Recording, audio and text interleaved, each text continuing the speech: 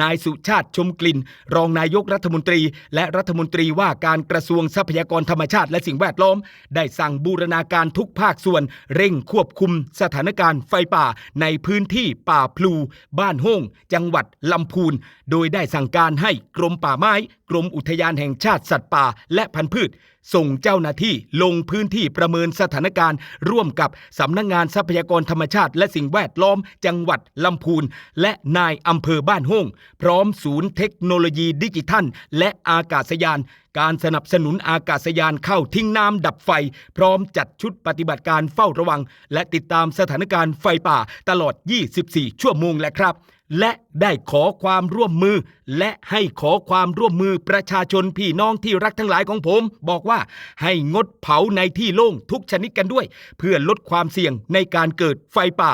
และปัญหาหมอกควัน PM 2.5 และครับพร้อมทั้งให้ช่วยกันสอดส่องแจ้งเหตุเมื่อพบการลักลอบเผาหรือเกิดไฟป่าครับพี่น้อง